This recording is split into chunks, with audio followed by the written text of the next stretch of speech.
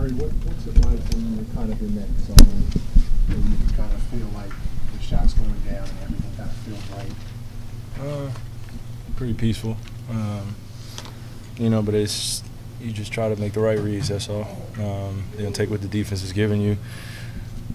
Knew that coming off the screen and roll tonight was going to be very aggressive. So game plan already in the back of my mind. And then I noticed that a few times they were just indecisive in terms of what they were going to do in the pick and roll. Obviously, they had to respect Al's jump shot. So we brought Serge Ibaka away from the basket a little bit. But it was working. We were setting good screens, and they picked up their physicality in that third quarter, which kind of stopped a little momentum that we had coming out of halftime. But it was just a veteran game out there, just great competition for Friday night in the NBA, so it's just you got to appreciate that, and two great teams going at it, and I'm pretty sure we'll see them down the road. So. Yeah, you call this a competitor's dream. What changes in you in these matchups? It's just not too often during the regular season you get to have games like this, so it's just you want to take full advantage of them. They're a great test for your team on both ends of the basketball floor. You have a great player on the other, in the other locker room. So, you just got to be on your P's and Q's for the unknown, and it's just a competition. The level of play raises, and you just got to appreciate that. Kyrie, can having success in a game like this give you a springboard to future success?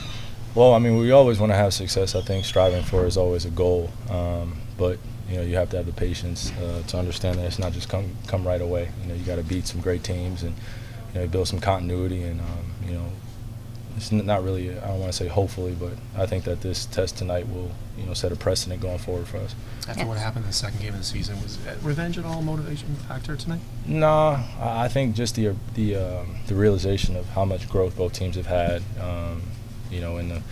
from the second game of playing for our season, playing them to now. I think that you just got to appreciate it of just how far we've come in such a short period of time of playing them last. So, they've hit their bumps, we've hit our bumps, and it's just great, like I said, to have a great regular season matchup like that. Was this more indicative of the Celtics team that you're used to? You want to see? Yeah.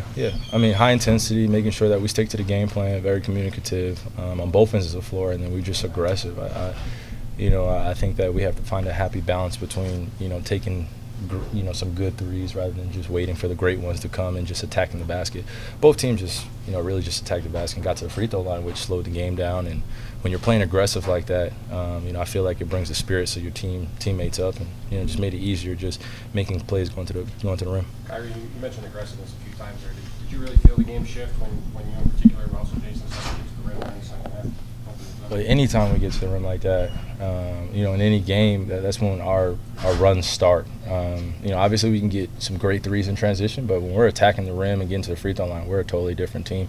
So like I said, we just have to find a happy balance of, there's a game where we play the Bucks and I was like, let's shoot 83s, and then we come out and, we're just – too perimeter dominate, and then a few games where we just didn't shoot enough. So now we just have to find out where's the aggression going to come from. Is it going to come from those drives that are coming from the wing, or baseline drives and drifts, or just coming off the pick and rolls, just being aggressive instead of waiting, taking the first three. Let's sometimes we could take twos. It's okay. Do you think that's the biggest reason you guys haven't maybe got to there as much? You just are kind of settling with that? It's just a mindset. It's a mindset that we just have to ingrain in all of us. Just like I said, just find that happy balance of the three-point line as well as getting to the rim, and then not taking tough twos, but taking the twos that are off of second side action, or just driving to the rim and just being aggressive. You trying to model that tonight? Doing that yourself, trying to model that tonight?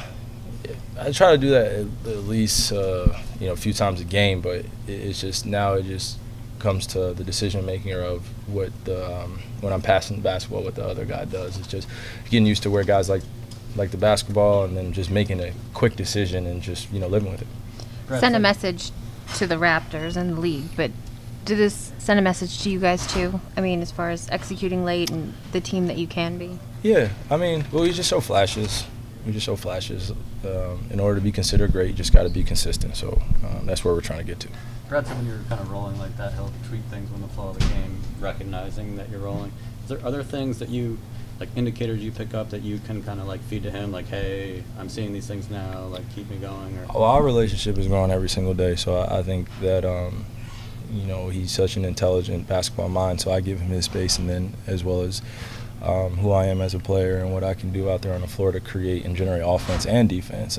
He gives me my space as well. So I just think that's just a mutual respect there. So if he sees something, I'm going with it. And if I see something, you know, he's going with it as well as the rest of the team. So, you know, it's just been an ongoing, you know, growing relationship, which I'm appreciative for the next few years to come.